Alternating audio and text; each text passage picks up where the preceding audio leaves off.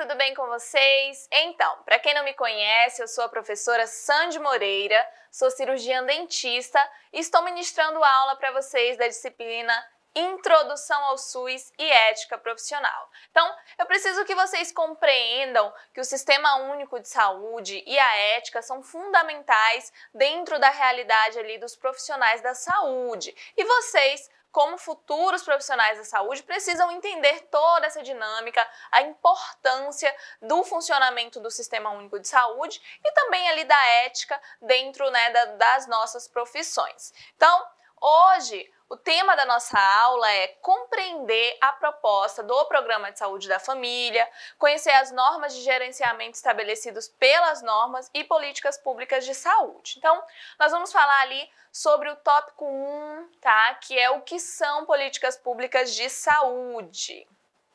Então, quando a gente fala, de políticas públicas de saúde, nós precisamos pensar que elas são ali diretrizes que servem para nortear ali as ações em determinada área de vida social. Então, o que acontece? O Sistema Único de Saúde, ele foi projetado, ele foi criado para oferecer saúde para a população.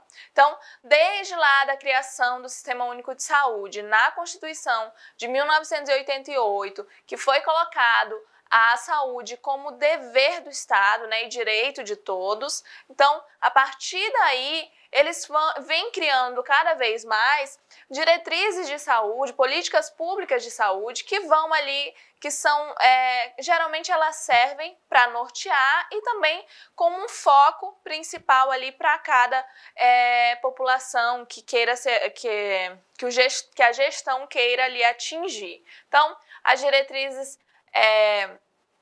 são ali para nortear e essas políticas públicas de saúde, elas servem justamente para ampliar esse acesso à população, para fazer com que tenha ali, que tenha uma atenção voltada para certas situações dentro ali desse ambiente de saúde e dentro das necessidades também da população. Então, a formulação das políticas públicas de saúde envolve ali uma discussão, de vários setores da sociedade. Então, todos estão envolvidos: governo, legisladores, representantes de associações civis e de setores produtivos, resultando aí em um consenso. Então, todos se unem para poder ali elaborar essas políticas públicas de saúde e para fazer com que essas políticas públicas de saúde elas funcionem, elas de fato venham ali trazer benefícios para a população. Então, quando você pensa ali em construção dessas políticas públicas de saúde, você pode pensar ali um pouquinho antes ali de acontecer o Sistema Único de Saúde. Então, tinham ali várias políticas públicas que foram criadas até ali acontecer a criação do Sistema Único de Saúde SUS. E dentro do SUS existem essas políticas públicas de saúde que foram criadas e são criadas e desenvolvidas para ampliar esse acesso, para direcionar ali toda essa gestão da saúde, para onde vai ser o olhar, é como se fosse ali um olhar a mais para uma determinada situação.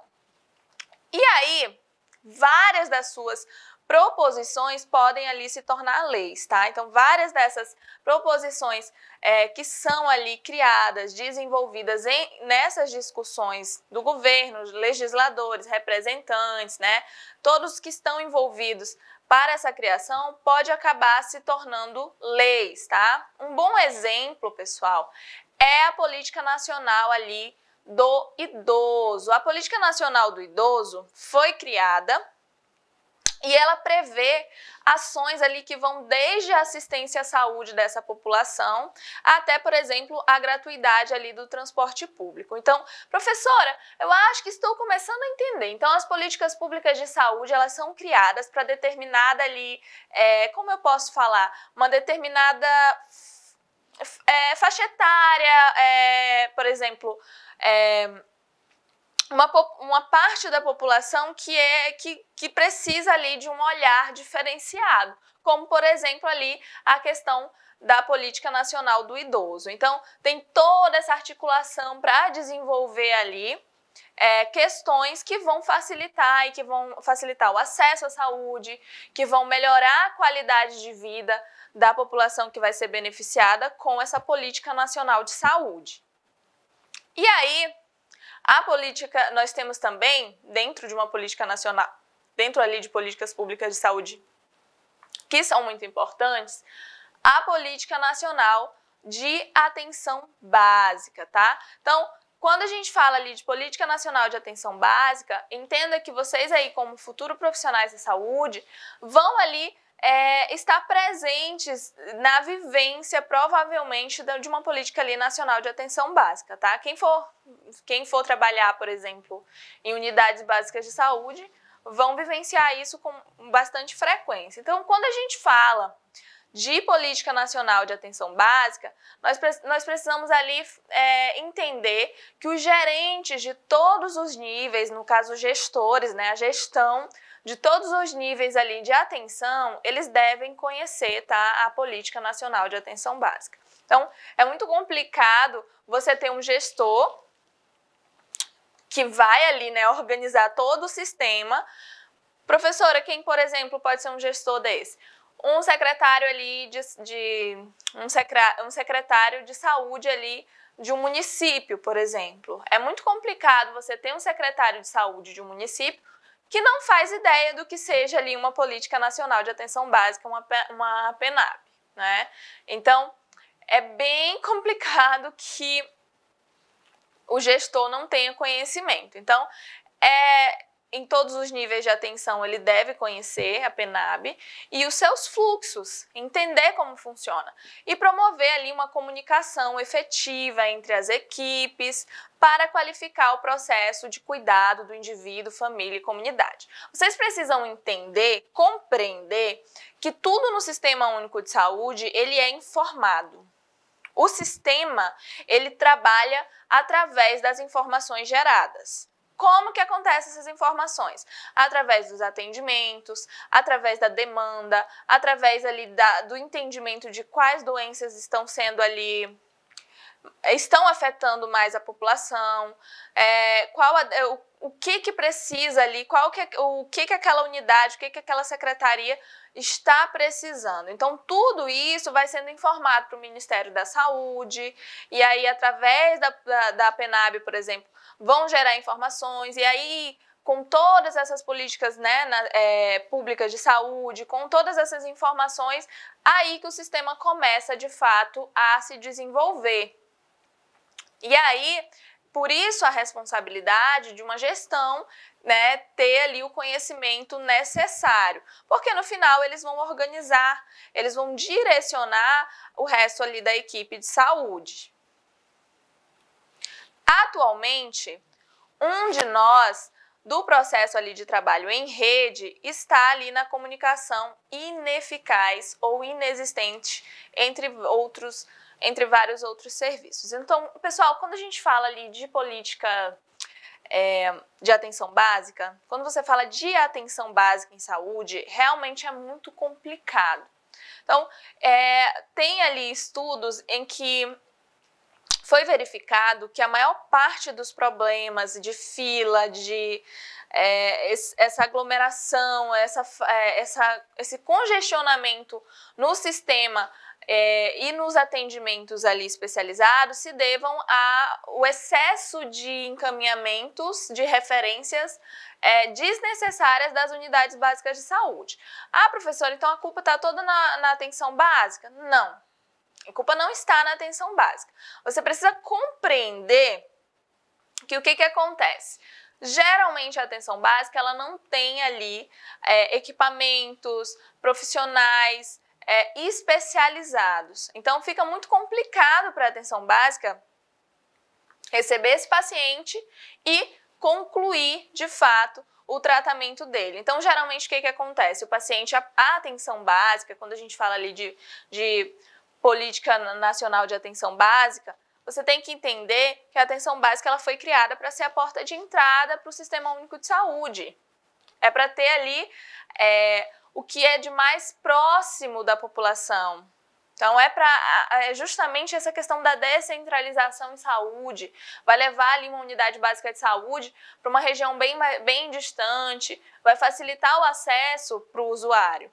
Mas, o que acontece? Geralmente, essa atenção básica ela acaba sendo esquecida, muitas vezes por falta de uma gestão capacitada, o que acaba prejudicando, e isso vai acarretar o quê? De fato, o profissional que vai estar trabalhando ali na atenção básica, ele não vai conseguir concluir o trabalho dele, não vai conseguir fazer o tratamento do paciente terminar ali na atenção básica mesmo, e geralmente vai acontecer dele precisar fazer ali uma referência do paciente para uma especializada. Então, para quem não entende ali, né, o que é referência, contra-referência. Pessoal, quando eu falo de referenciar o paciente, você vai, por exemplo, ali numa unidade básica de saúde, você vai ser atendido por um clínico geral, um enfermeiro, um cirurgião dentista, quem for. Depois, o que acontece? Ele fez o seu tratamento, mas precisou ali de algum exame, alguma coisa, ou de uma atenção especializada. Então, ele vai fazer a sua referência, vai te referenciar para esse profissional. Tá? E a partir daí, quando você for com esse profissional especializado, ele pode te fazer a tua contra-referência, que é te mandar de volta, depois que ele já fez lá o teu atendimento, ele vai fazer a contra-referência, que é te mandar de volta ali para a unidade de origem, para a unidade que você foi atendido e te referenciou. E assim funciona a referência e a contra-referência. E quando a gente fala de política ali de atenção básica, então realmente é complicado. Por quê? Porque geralmente sim, a atenção básica ela não vai conseguir fazer o que de fato seria para ser feito. Por quê? Porque não tem condições físicas de estrutura e também ali muitas vezes não tem o auxílio suficiente da gestão. Então geralmente isso que acontece. É papel do gestor discutir e propor medidas e a outros gestores também. Então, trocar ali conhecimento, discutir e verificar o que pode ser feito para melhoria sempre ali da prestação de serviço de saúde. Também ele precisa propor a trabalhadores e a população também para melhorar tudo isso. Então, todos estão ali envolvidos nessa gestão. E lembrem-se, gestão, quando a gente fala de gestão no Sistema Único de Saúde, nós falamos de uma gestão ali participativa. Por quê? Porque não vai ser só o gestor, não é? Então, a população faz parte da gestão.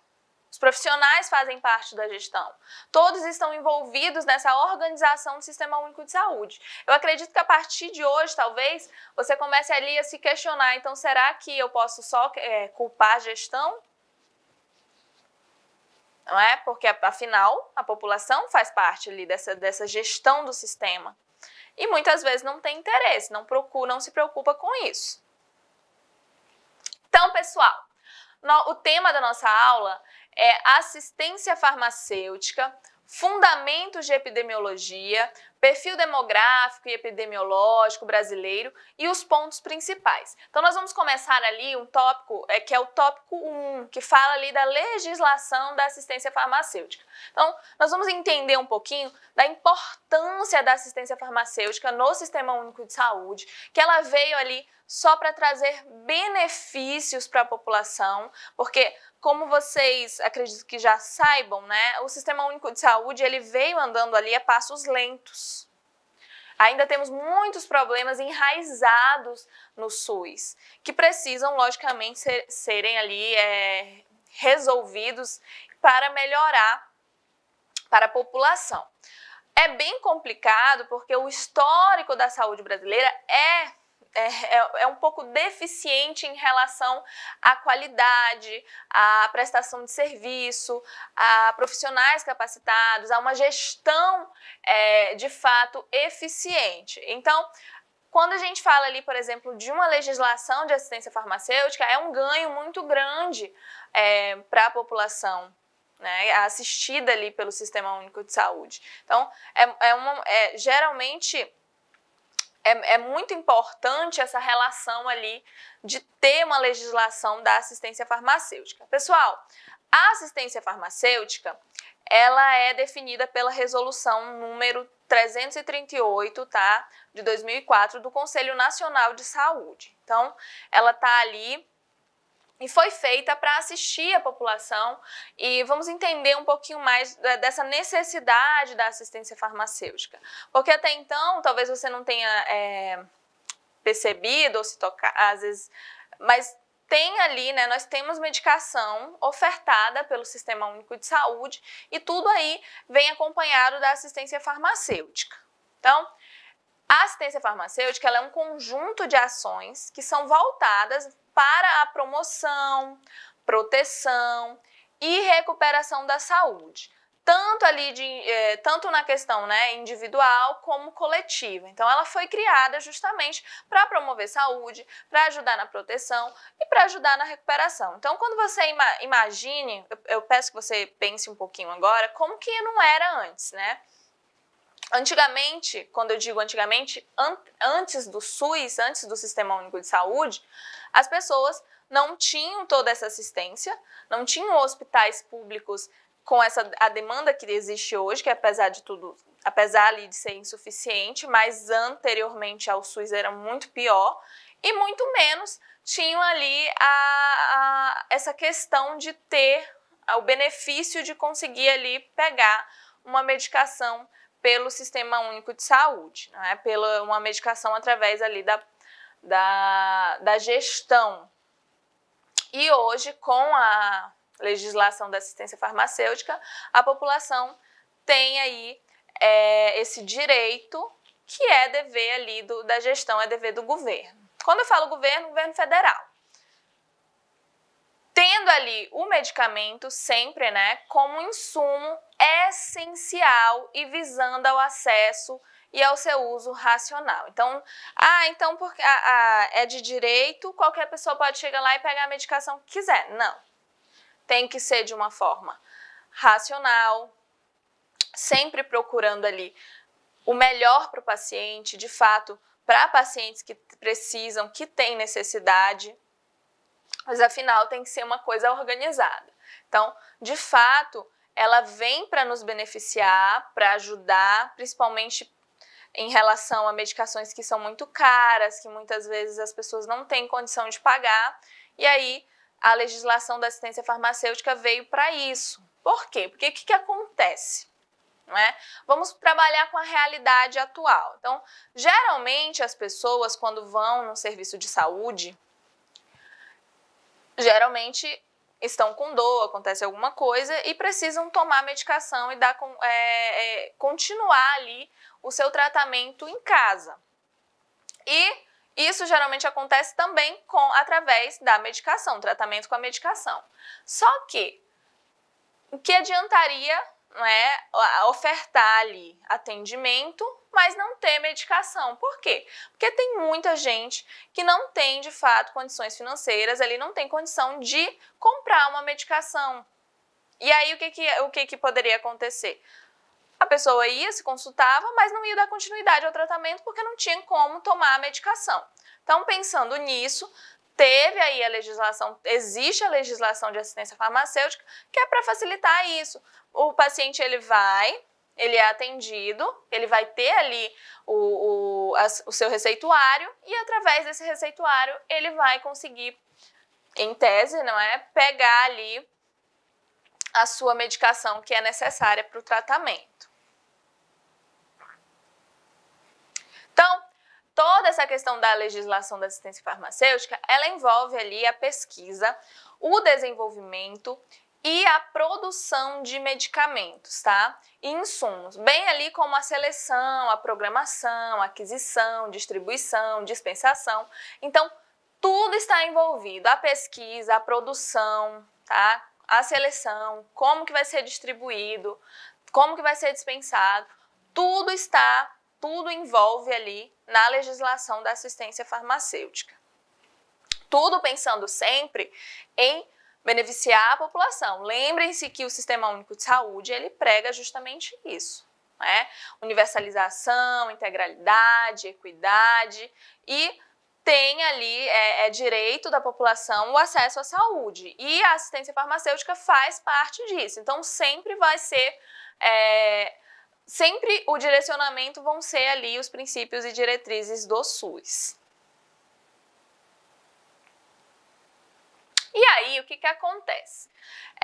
A garantia da qualidade dos produtos e serviços também faz parte ali da legislação da assistência farmacêutica e o acompanhamento e avaliação ali da sua utilização também. Então é muito importante, porque só pegar aquela medicação e distribuir para a população também não ajudaria de fato. Então é uma responsabilidade muito grande e precisa ter um controle, principalmente quando a gente fala dessas questões relacionadas à cultura, de muitas pessoas, né, ter aquela cultura de tomar medicação sem controle, sem prescrição médica, e toma ali, faz o autouso. Então é bem complicado. Então precisa ser organizado, precisa ter um controle muito grande a respeito disso. E, como eu falei para vocês, de fato só veio para nos beneficiar, para ajudar a população. Na perspectiva da obtenção ali de resultados concretos, por exemplo, da melhoria da qualidade de vida da população, então sempre vai ter essa perspectiva de obter resultados positivos. Sempre vai ser a perspectiva de trazer uma melhor qualidade de vida, de fazer uma pessoa que, por exemplo, gente, é muito complicado você pensar em situações que a pessoa ela tá tendo dor e não tem uma medicação, não tem como tomar, ela passa dor, né, sente a dor e não pode ser resolvido. Professora, vai acontecer de chegar a ver alguém sentindo dor porque não tem medicação? Vai. E é muito triste porque infelizmente é a realidade. Eu sempre falo que o Sistema Único de Saúde, ele é muito perfeito, ele é de dar inveja no papel, tá? O que foi escrito, o que está ali o que prega o Sistema Único de Saúde é perfeito. O problema justamente é o que não é feito, porque geralmente não é feito. É muito complicada essa questão da gestão, é muito complicada porque a gente pensa, né, que a gestão não é só colocar a culpa nos gestores, todos fazem parte. Então, todos precisam ter essa iniciativa, ter essa mudança de pensamento. E eu acredito que muito se deve ali ao pensamento da população, de fato. Então, a população geralmente fica conformada com a situação em que vive. Aceita, sofre, aguenta e não reclama. Ou se reclama, não reclama ali, não reclama, mas não faz o que tem que se fazer, que é tomar a frente, procurar de fato ter conhecimento. E muitas vezes por falta também de acesso. Então, existem situações em que regiões mais afastadas, por exemplo, né, interior, então as pessoas elas não têm o acesso à medicação e aí muitas vezes não têm condições. E é uma situação, quando eu falo em profissionais de saúde, em você se propor a ser um profissional de saúde, você tem que saber e sempre lidar com humanidade com essas pessoas. Sempre tentar entender a realidade. Então, realmente é uma situação muito complicada e é um ganho muito grande você ter ali uma legislação que fale sobre assistência farmacêutica. Essa lista, né, geralmente visa racionalizar ali e padronizar o uso de medicamentos. Como eu falei para vocês, se deixasse essa medicação solta para qualquer um pegar, não daria certo. Então, de fato, o Sistema Único de Saúde ele iria, né, ele não daria conta de suprir. Ainda não dá, né? Se formos sinceros, ele ainda não dá conta de suprir as necessidades da população. E se deixasse solto, sem racionalizar, sem padronizar esse uso desses medicamentos, aí de fato acredito que tudo acabaria muito mais rápido. Então, na verdade, faltaria para quem precisa e muitas vezes quem não precisa ia estar com a medicação. E aí, tudo isso garantindo, assim, né, uma melhor qualidade nos produtos usados pela população e controlando também os custos. E aí, tem a Rename, não é? Que é ali essa lista que organiza, que é composta ali por 5 partes, tá? Então, a Rename, ela fala ali da relação de medicamentos, tá? De componente básico. E fala também da relação de medicamentos do componente estratégico da assistência farmacêutica também. Também fala sobre a relação de medicamentos dos componentes especializados, da Relação Nacional de Insumos Farmacêuticos, da Relação Nacional de Medicamentos de Uso Hospitalar. Então, de fato, ela organiza tudo. Então, lá tá para onde é que vai a medicação, né? Vamos fazer uma relação da medicação que precisa ir ali, que é de uso hospitalar, que precisa ser destinada aos hospitais. Uma relação ali de insumos farmacêuticos que são necessários ter. Relação de medicamentos do componente especializado. Então, o que o componente especializado precisa? Quais são as medicações? Geralmente são medicações mais caras, medicações específicas para aqueles tratamentos. Os medicamentos, por exemplo, do componente estratégico, ali do componente básico. Então, o que a unidade básica mais precisa em relação em lista de medicamentos para a população, para a demanda da população. Então, o que é necessário para essa população, para de fato ajudá-los. Então, vamos falar ali, né, o tema da nossa aula, assistência farmacêutica, fundamentos de epidemiologia, perfil demográfico e epidemiológico brasileiro. Então, vamos falar ali sobre os pontos principais. E aí, o tópico 2 fala sobre o Programa Farmácia Popular do Brasil. Então, o Programa Farmácia Popular do Brasil, acredito que vocês já tenham escutado, já tenham ouvido falar, já viram. E ele, de fato, é muito importante, é um marco também ali, né, na história da saúde pública. É fundamental para que as pessoas consigam ali ter acesso a certas medicações. Então, o Programa Farmácia Popular do Brasil, ele prevê ali a instalação de farmácias populares em parceria com estados, municípios e algumas instituições, tá? Então, tudo isso é feito com parceria, todos vão se unir para conseguir ali levar essas medicações para a população. Então, o estado pode participar, município, tá? Distrito Federal, toda a gestão que tiver interesse vai participar ali e ter o programa Farmácia Popular. Ali, bem como a rede privada de farmácias e drogarias, também pode acontecer de ter ali a farmácia popular, que vocês já tenham visto também por aí. Então, o artigo 1º, ele diz que esta portaria, ela dispõe sobre o Programa Farmácia Popular do Brasil. O artigo 2º, né, que fala que o Programa Farmácia Popular do Brasil consiste na disponibilização de medicamentos ou correlatos à população. Essa distribuição, ela vai ser feita pelo Ministério da Saúde através ali dos seguintes meios. Então, quais são os meios que são utilizados para a distribuição ali dessa medicação? A rede própria, né, constituída ali por farmácias populares, em parceria ali com estados, Distrito Federal e município. Então, é feita essa distribuição da medicação através, né, da própria gestão de saúde de fato, gestores municipais, gestores estaduais. Então, todos eles ali vão fazer parte do desenvolvimento e da distribuição ali dessas medicações.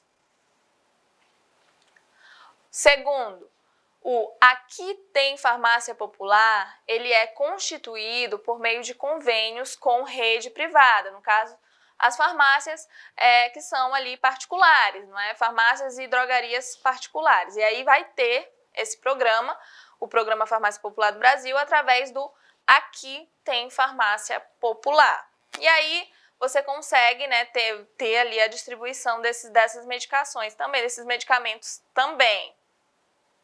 Então, o programa Farmácia Popular do Brasil, aqui tem Farmácia Popular, né, que é o PFPB, ele tem ali por objetivo, então qual é o objetivo, professora?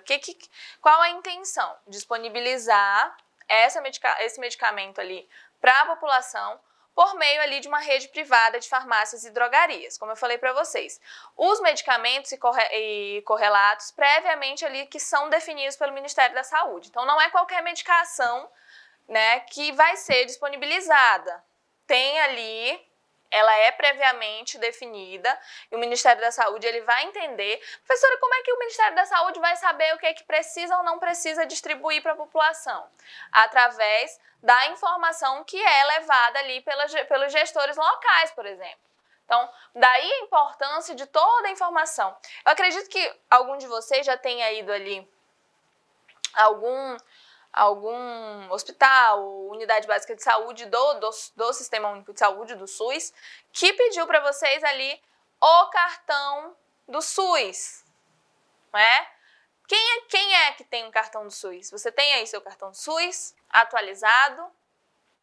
E aí, é através do cartão do SUS, do atendimento que foi gerado ali, né, para você, que eles vão identificando através das informações ali, por exemplo, de uma unidade básica de saúde, que diz que aquela região ali tem muitos hipertensos, muito diabético. Então, quais são as medicações que de fato vão ser distribuídas, né, mais distribuídas? As medicações que têm maior demanda, que a população mais necessita.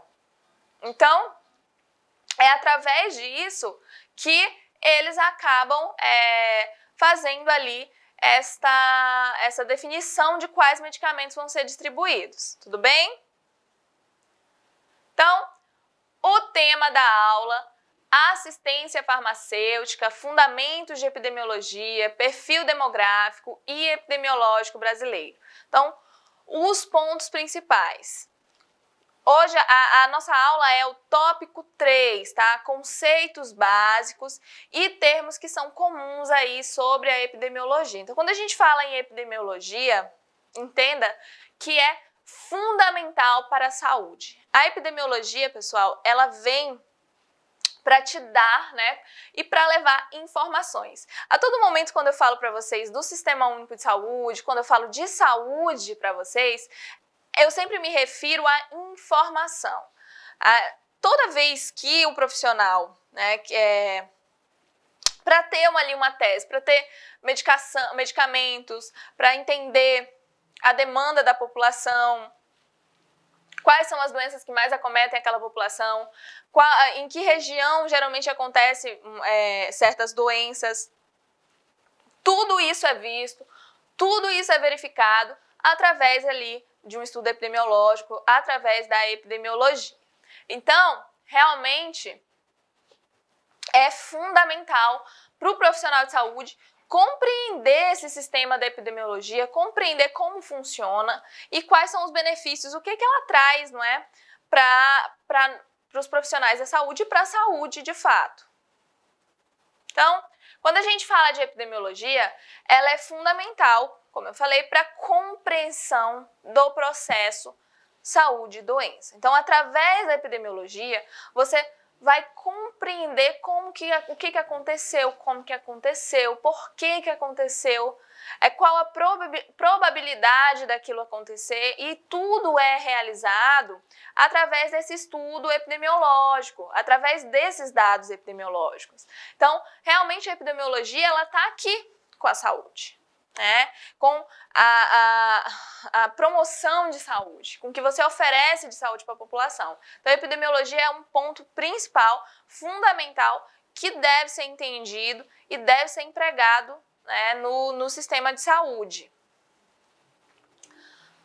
As suas teorias, né, e técnicas, elas permitem entender ali como que acontecem, por exemplo, o adoecimento e a morte nas populações. Então, através das teorias da epidemiologia, você vai conseguir compreender o porquê que aquela pessoa adoeceu, o porquê que acabou morrendo, por que aquele grupo de pessoas contraiu uma doença e o outro grupo não.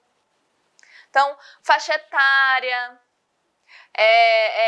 questões como se a pessoa se é do sexo feminino, do sexo masculino. Então, tudo isso vai ser estudado, compreendido, entender por que a medicação fez efeito em fulano e não fez em ciclano, em tal população. Então, é muito importante. Então, ela ajuda, de fato, a você entender ali como que acontece o adoecimento, né, e a morte nas populações. Como ali também se distribuem e quais são os seus determinantes, o que determinou, quais são os determinantes e condicionantes daquela doença ou daquela morte, o que fez com que a pessoa adoecesse, o que ocasionou e o que contribuiu ali para que a pessoa viesse a óbito. Então, realmente a epidemiologia, ela é fundamental. São vários ali os tipos de pesquisa usados ali pela epidemiologia. Mas os estudos epidemiológicos, eles possuem ali características comuns. Então, existem vários, como eu falei para vocês, existem várias teorias, vários pontos, vários tipos de pesquisas que são utilizados dentro da epidemiologia. Então, a pessoa pode focar em medicamentos, pode focar ali em um estudo para saber se tem alguma coisa relacionada ao sexo feminino, ao sexo masculino, se é porque é uma faixa etária de idade, se a doença acomete mais crianças, se acomete mais idoso. Ela pode fazer ali um comparativo. Então, existem vários métodos para compreensão ali dessas doenças, da causa da morte, da causa de doenças, e é muito importante. Então, um exemplo para vocês que eu posso dizer até é a questão de como que eles fazem para identificar, por exemplo, pessoas ali, regiões que são mais acometidas por exemplo, pela doença, pela dengue, né? Então, existem regiões que são mais acometidas. O porquê? Então, eles vão procurar o porquê. Por que aquelas pessoas estão adoecendo? O que está acontecendo? Então, os condicionantes. Então, existem vários focos. E todos, né? São vários ali os tipos de pesquisa, como eu falei, mas todos ali podem fazer uma investigação de um caso ou um evento, tá? Os termos que são rotineiramente ali utilizados na epidemiologia, existem alguns termos que dentro dessas pesquisas que são realizadas por pessoas que estão desenvolvendo ali projetos. Então, essas pesquisas epidemiológicas podem ser realizadas ali, por exemplo, por um acadêmico, né, por um estudante, por uma pessoa que já se formou, por pessoas que estão trabalhando justamente para a identificação ali de certas doenças. E existem termos que são geralmente utilizados de uma forma rotineira. E esses termos nós temos ali o risco, que é uma probabilidade de ocorrência de um evento indesejável que está ali ligado a fatores diversos, como condições de vida, cultura. Então, você entende que risco é a probabilidade de algo indesejável acontecer. Existe um risco, então, risco é um termo muito utilizado ali dentro da epidemiologia, tá? De estudos epidemiológicos, dentro de toda essa questão epidemiológica. Então, quando você entende ali que risco é a probabilidade de algo indesejável ocorrer. E aí, isso vai depender, lógico, vai ter fatores relacionados como condições de vida, cultura, idade. Sabe um exemplo? Geralmente acontece pessoas, por exemplo, eu ali na minha profissão. Então, o que geralmente eu espero de acontecer ali, quem mais tem risco de acontecer uma fratura de algum elemento dentário, geralmente são crianças. Ali naquela faixa etária que estão de 7 anos, que estão indo para a escola, e aí corre, né, brinca, tá andando de bicicleta, então geralmente tem um risco maior de acontecer ali algum acidente, cortar a boquinha, quebrar um dente. Então, geralmente, elas têm mais risco Então, isso já é uma situação que vai sendo gerada e que foi feito, essa conclusão não se tirou ali do nada. Teve todo um estudo, né? Então tudo que, a maioria das coisas às vezes que você, então acontece que isso é mais provável que, por exemplo, é mais provável quem tem mais risco, né? Quem tem mais risco de, por exemplo, desenvolver um câncer de mama, geralmente são mulheres. Pode acontecer em homem, mas quem tem a probabilidade maior é de acontecer em mulheres. Professora, foi do nada que descobriram isso? Não. Teve todo um estudo em cima para diagnosticar, né? Para identificar esse risco. Tem outro termo que também ali é muito utilizado dentro ali desses termos de epidemiologia, é a magnitude. Magnitude significa ali impacto de uma doença, tá? O impacto que essa doença tomou, a magnitude dela na população. Tendo ali como indicadores a prevalência, a incidência, as taxas de morbilidade e mortalidade. Então, qual o impacto que ocasionou, qual foi a magnitude daquela doença, o que ela trouxe ali de malefício para a população. Quantas mortes, nossa, morreram muito, foi uma magnitude, não é? Foi um impacto, causou um grande impacto, foram muitas mortes que essa doença ocasionou. Então, a magnitude é um termo que também é muito utilizado ali na epidemiologia. Outro termo que é muito utilizado é a transcendência, tá? Transcendência, pessoal, significa ali custo pessoal e social do adoecimento, tá? Pode ser ali medida, por exemplo, a partir de dados sobre a aposentadoria precoce por invalidez. Então, qual a transcendência disso? O que geralmente acontece? Então, quais são esses dados sobre a aposentadoria, por exemplo, precoce? Então, o que acontece?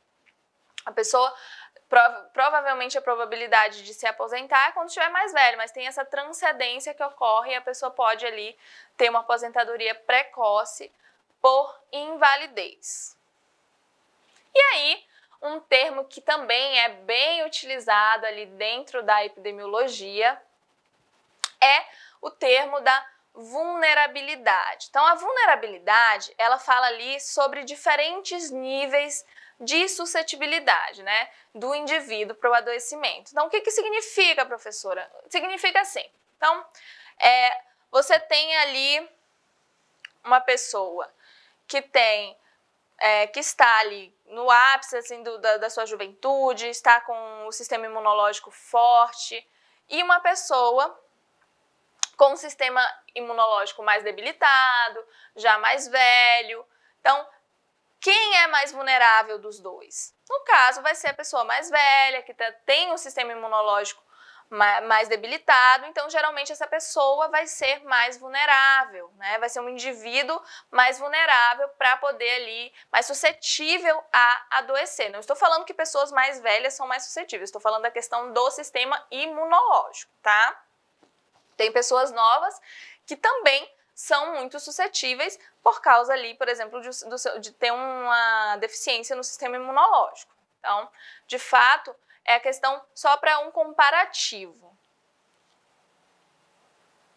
Então, dentro aí da vulnerabilidade, relaciona-se fortemente ali com as condições de vida e as relações sociais, tanto globais quanto locais. Então, uma questão muito importante nessa parte da vulnerabilidade é compreender que sim, questões sociais fazem a diferença. Então, você tem ali pessoas que conseguem se alimentar, que tem uma alimentação boa, né, que consegue comer todos os dias, dormir bem, que tem água potável. E aí você coloca pessoas que estão desnutridas, que não têm uma alimentação, né, que não tem ali, que não tem água potável. Então, de fato, essa questão social também faz muita diferença na vulnerabilidade. Outra questão muito importante é a questão do saneamento básico, por exemplo. Então, as pessoas que não têm um saneamento básico ali adequado, geralmente ela é mais vulnerável a certas doenças, por causa da higienização, de toda aquela, né, aquela questão ali que está exposta, que pode prejudicar a saúde e provavelmente vai prejudicar a saúde dessas pessoas. Então, a questão social é de fato ali um fator muito importante quando se fala em vulnerabilidade, tá? Doenças transmissíveis, como por exemplo, né, a ADT, são aquelas caracterizadas ali por passarem, né, de um ser vivo a outro, ou do meio ambiente para um ser vivo, ou de forma direta ou indireta. Então aí são as doenças transmissíveis, que é um termo também muito utilizado dentro aí da epidemiologia. Doenças e agravos não transmissíveis são as DANTs. Elas correspondem ali às doenças como hipertensão arterial, diabetes mellitus, entre outras. Também é um termo que é bem utilizado dentro da epidemiologia. Fatores de risco. São condições ou características ali que aumentam as chances de uma pessoa desenvolver uma doença e podem ser ali de origem hereditária, tá? Então, são fatores de risco. Aquela pessoa ela tem mais probabilidade ali de adquirir aquela doença porque ela já tem ali alguém na família e é uma doença que tem essa origem hereditária, tá? Fatores de proteção. Então, também é um termo utilizado dentro ali das pesquisas, dentro do meio epidemiológico, e os fatores de proteção protegem ali as pessoas do adoecimento. Quais são os fatores de proteção? E aí, a regionalização do sistema de vigilância epidemiológica, ela tornou possível conceber ali a proposta de ação baseada na vigilância de saúde. Então, ter essa regionalização em saúde e a regionalização também da vigilância epidemiológica faz muita diferença, e a vigilância em saúde é ali muito importante dentro da promoção e distribuição ali de saúde pública. Então, continham ali pelo menos 3 elementos que deviam estar integrados. A vigilância ali de efeitos sobre a saúde, então sempre observar, né, como os agravos, as doenças, tarefa tradicionalmente ali realizada pela vigilância epidemiológica. A vigilância também de perigos como agentes químicos, físicos e biológicos, então que possam ali ocasionar alguma doença, né, à população, e é uma tarefa que é realizada pela vigilância sanitária e também trabalha com essa questão epidemiológica. Vigilância, né, de exposições através de monitoramento da exposição do indivíduo ou grupos populacionais a um agente ambiental, algo que faça mal. Então, a vigilância epidemiológica, ela contempla ali o controle de doenças transmissíveis e doenças e agravos não transmissíveis. Então, eles ficam responsáveis por isso. A informação para a vigilância epidemiológica, ela destina-se à tomada de decisões, informação para a ação, tá? Então, a informação para a vigilância, ela sempre é importante para a tomada de decisão e para poder ali tentar procurar uma solução para aquelas doenças, o que está acontecendo, e também se informar para poder agir. Esse princípio, ele deve ali reger as relações entre os responsáveis pela vigilância e as diversas fontes que podem ser utilizadas para o fornecimento ali dos dados. Então, vamos falar ali, e aí, entre essas, né, a principal é a notificação, ou seja, a comunicação da ocorrência ali de uma determinada doença. Então, quando a gente fala de notificação, pessoal, você como profissional de saúde também vai ter uma questão muito importante, que é a notificação compulsória. Então, quando a gente sabe que tem algum paciente que está ali apresentando alguma doença, que, por exemplo, já foi erradicada, considerada erradicada, ou alguma doença que vai ali, que tem uma dificuldade de controle e que tenha grandes chances ali de ser transmissível, então tem que ser ali notificada. E a notificação é a comunicação da ocorrência de determinada doença ou agravo à saúde a uma autoridade sanitária por profissionais de saúde. E eles precisam ser informados, que é para poder agir, para poder evitar, por exemplo, a propagação ali de uma doença, tá?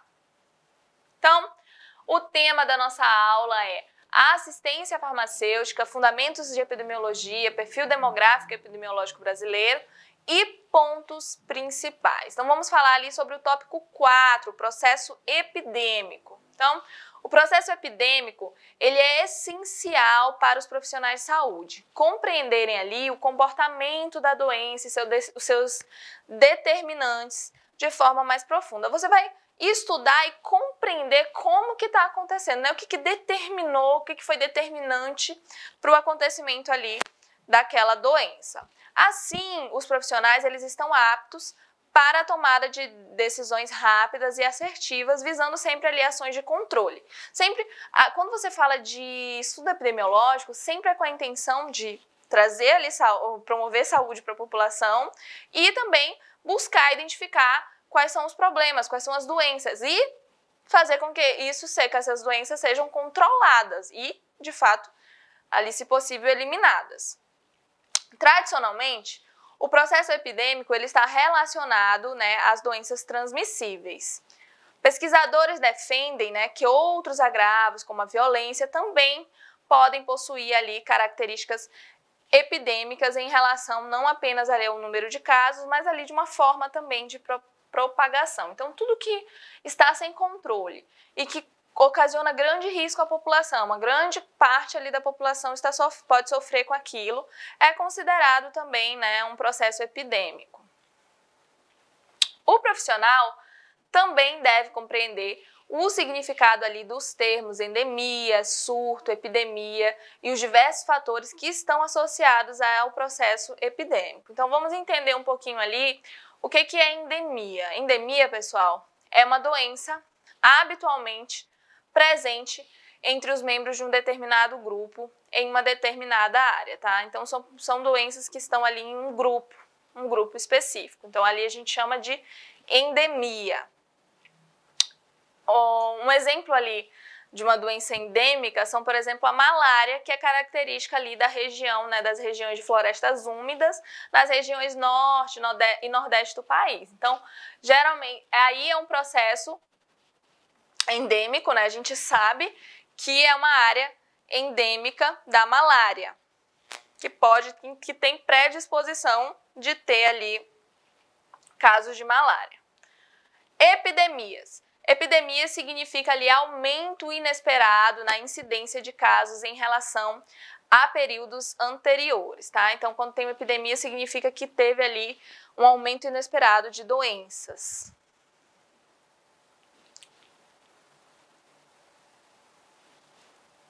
Surtos. Surto significa aparecimento de casos inesperados em espaços circunscritos como escolas, creches, né, quartéis, regiões em que tem ali um grupo de pessoas muito próximos e acaba tendo um surto de uma doença, alguma doença, tá? Pandemias, né, são epidemias que extrapolaram fronteiras internacionais. Aí você fala que tem uma pandemia. Atualmente temos vários exemplos, como por exemplo a AIDS, violência, o uso de álcool.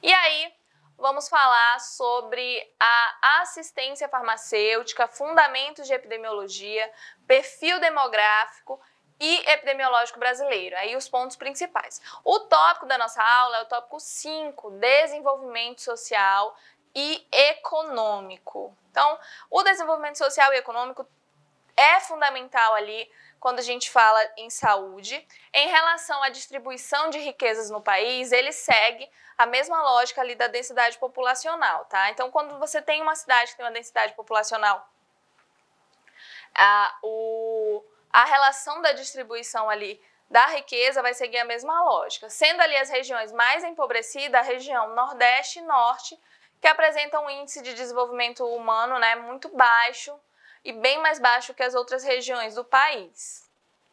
O Sistema Único de Saúde ele é considerado uma política social de maior abrangência no país e ele atende ali 90% da população brasileira. Em muitos locais, os serviços de saúde eles são os únicos equipamentos públicos à disposição ali da população e representam os principais articuladores ali da rede de apoio. Então, vou falar para vocês ali né, sobre a assistência farmacêutica, fundamentos epidemiológicos. O tópico da nossa aula é o tópico 6, perfil de morbimortalidade. Então, o perfil de adoecimento e mortalidade, ele mudou nos últimos 40 anos, tá? Sendo ali as doenças crônicas degenerativas as de maior prevalência na atualidade. Então, quando a gente fala ali de mortalidade, morbimortalidade, esse perfil mudou e geralmente as doenças que estão ali, né, sendo mais vistas são as crônico-degenerativas.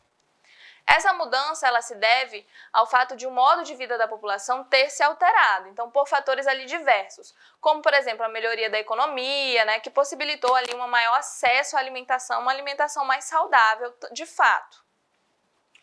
O modo ali de trabalho que se tornou mais leve também, então hoje as pessoas geralmente têm menos esforço físico no ambiente de trabalho e em virtude dos avanços, né, dos avanços ali da automação industrial também facilitou isso. Só que, para alguns aspectos, essa mudança ela foi extremamente positiva, mas para outros trouxe novos fatores de risco, como por exemplo a obesidade, o sedentarismo.